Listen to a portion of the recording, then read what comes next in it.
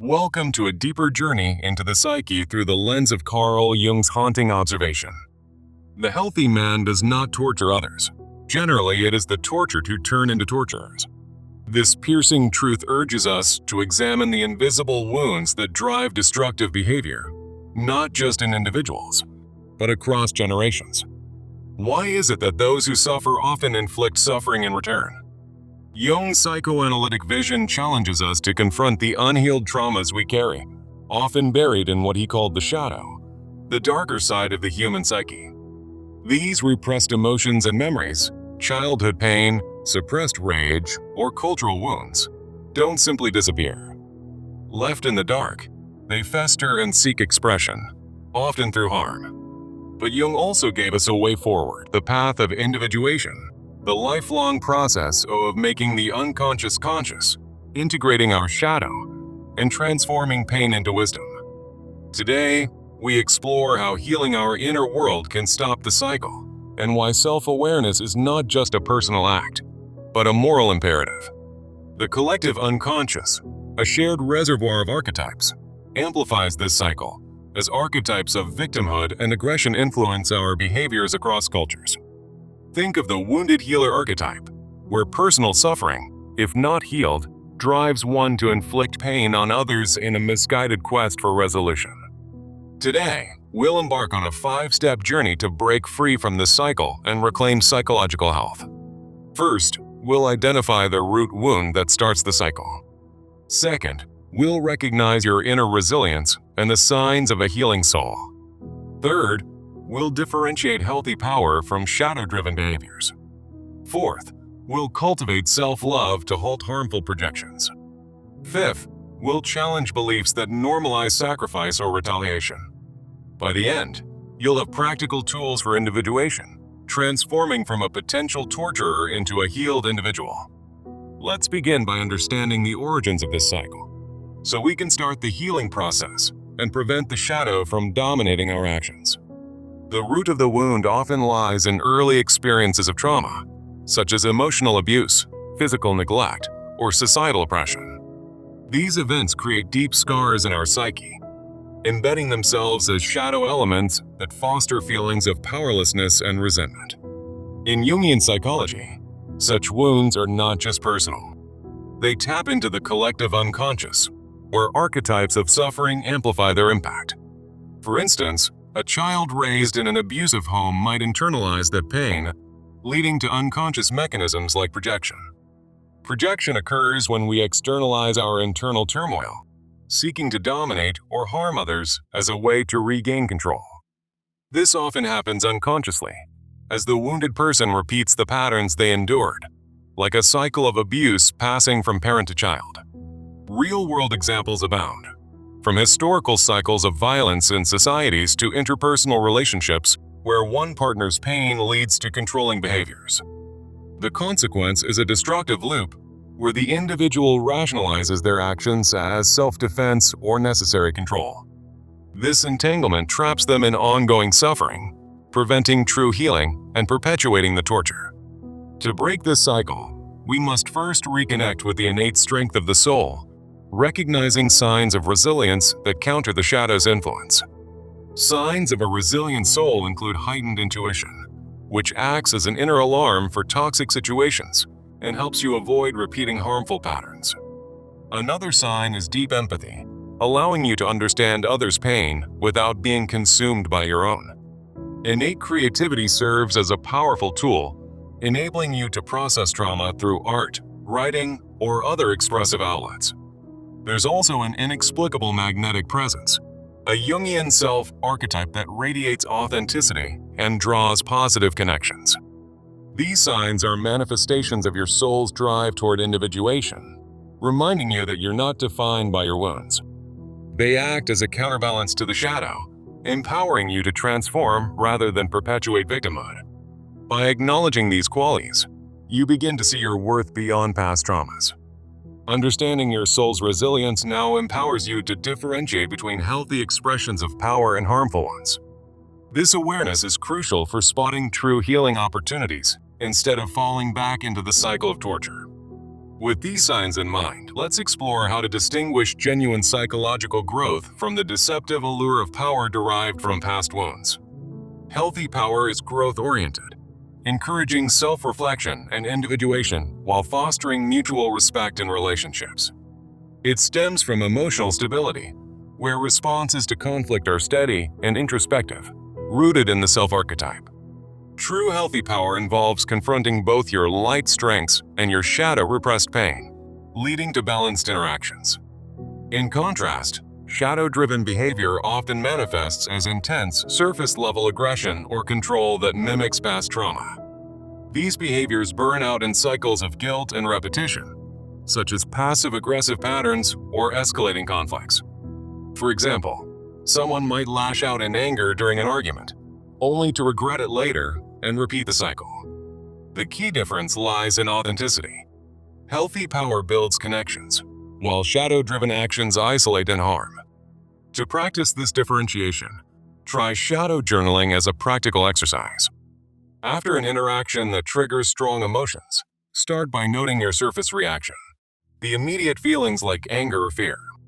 Then, dig deeper to identify the shadow root, such as an underlying wound from childhood that fuels the reaction. Finally, brainstorm a healthy response, focusing on how to address the situation without projecting your pain. This exercise promotes awareness and helps prevent the tortured from becoming torturers in their daily lives. Through consistent practice, you'll gain clarity on your behaviors and pave the way for true healing. True differentiation requires a foundation of self-love, as loving yourself completely allows you to manage your shadow and attract non-toxic dynamics. Self-love, in Jungian terms, means embracing your shadow by acknowledging and integrating repressed wounds into your whole self. It involves honoring your needs through the process of individuation, ensuring you prioritize your psychological health. Setting firm boundaries is a key aspect, protecting your psyche from further harm and interrupting the cycle of projection. When you love yourself fully, you raise the standard for your interactions, naturally filtering out relationships that invite retaliation or abuse. This self-love reduces the need to inflict pain on others, breaking the chain of trauma. Positive outcomes include greater emotional freedom and the ability to form genuine connections based on mutual respect. To cultivate this, incorporate daily shadow mirror work into your routine. Stand before a mirror and affirm your wholeness, saying something like, "I acknowledge my wounds, but choose not to inflict them on others." Use affirmations tied to the self-archetype, such as, "I am more than my trauma. I choose healing over harm." These practices help you internalize self-love, transforming your relationship with yourself and others. Despite these efforts, many people hold on to beliefs that suffering must be endured or passed on, which is why we must actively challenge these ingrained patterns. The belief that pain must be passed on often originates from upbringing or cultural archetypes, like the victim-savior complex in the collective unconscious. In this complex, healing is mistakenly equated with enduring or replicating pain, trapping individuals in a shadow-driven loop.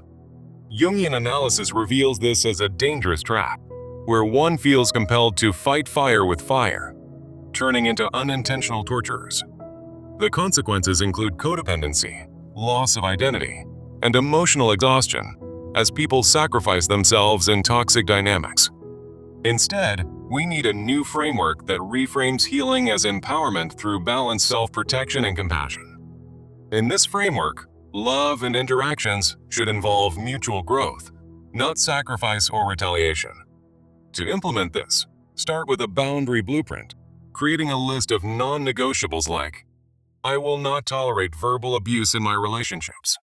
Practice assertive communication through role-playing exercises, rehearsing how to express your needs without aggression. Another effective practice is Jungian shadow dialogues, where you write a conversation between your wounded self and your healed self. This helps rewire deep-seated beliefs, replacing them with affirmations of strength and autonomy.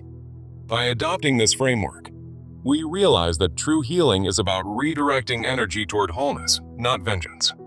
Now, as we reach the core of our journey, let's deliver the key message that ties everything together. Healing is not about inflicting pain to purge your own. It's about integrating your shadow, choosing empathy over retaliation, and allowing your soul to lead you to true psychological freedom. This message echoes Jung's philosophy, emphasizing that through individuation, the tortured can become healers rather than torturers. It summarizes our 5-step path: identifying wounds, recognizing resilience, differentiating power, cultivating self-love, and challenging beliefs. By embracing this, you break the cycle and step into a life of authenticity and peace. Remember, true freedom comes from within, not from external dominance. With this insight, we're ready to move into action, transforming these ideas into tangible steps for your daily life. To start, commit to a 30-day journaling practice that builds on the shadow journaling from earlier sections. Each day, dedicate time to write about one aspect of your wounds, tracking your emotions and progress. For the first week, focus on identifying a specific root wound and exploring its origins. In the second week, shift to recognizing signs of your resilient soul in everyday situations. The third week, apply the criteria for healthy power by journaling after interactions that trigger you. Finally, in the fourth week, emphasize self-love practices and boundary setting to solidify your growth. This structured approach will help you measure your transformation over time. Alongside journaling, incorporate boundary setting exercises into your routine. Weekly, create a yes/no list of what you accept in relationships, and practice applying it through role plays or real-life scenarios. For instance, role play a conversation where you assertively decline a toxic request from a friend or colleague. This will build your confidence in maintaining healthy boundaries. Additionally, seek community support by joining or forming a group, such as online forums or therapy circles focused on Jungian discussions. In these groups, share your healing journey to foster accountability and learn from others' experiences. Discussing your progress with peers can reveal new insights and reinforce your commitment to individuation. Remember, breaking the cycle is an ongoing process, not a one-time event. Track your success by noting reduced impulses to project pain and increased instances of healthy, empathetic interactions. Over the 30 days, aim to journal your wins, like successfully setting a boundary without resentment. This practice aligns with Jung's wisdom, guiding you toward a life where you no longer unconsciously inflict harm. As you implement these steps, you'll notice subtle shifts in your emotional patterns. Have you ever found yourself repeating the same hurtful behaviors in your relationships, mirroring the pain you've endured? This mirror-like question urges you to reflect on those repetitive emotional patterns and commit to change. By addressing them head-on, you can halt the cycle and foster genuine growth. Stay consistent, and soon, you'll embody the healthy man or woman Jung described. Let's recap the journey we've taken together. We started by questioning why the tortured often become torturers, grounding our discussion in Jungian concepts. We explored the root of the wound and its consequences. Then, we recognized signs of a resilient soul that counter the shadow. We differentiated healthy power from shadow-driven behavior through practical exercises. Next, we focused on loving yourself completely to break projections. We challenged the belief that pain must be passed on, offering a new framework for healing. We delivered the core message of integrating your shadow for freedom. Finally, we're transforming insights into action with a clear plan. This structure ensures you're equipped to apply these lessons immediately. If challenges arise, return to your journaling as a tool for reflection. Remember, individuation is a personal path unique to your experiences. Celebrate small victories, like a day without reactive anger. Over time, these changes will lead to profound psychological health. As you move forward, carry Jung's quote as a guiding light. The healthy individual chooses empathy and integration over retaliation. By breaking the cycle, you not only heal yourself, but also contribute to a kinder collective unconscious. Imagine the ripple effect. Your healing inspires others to do the same.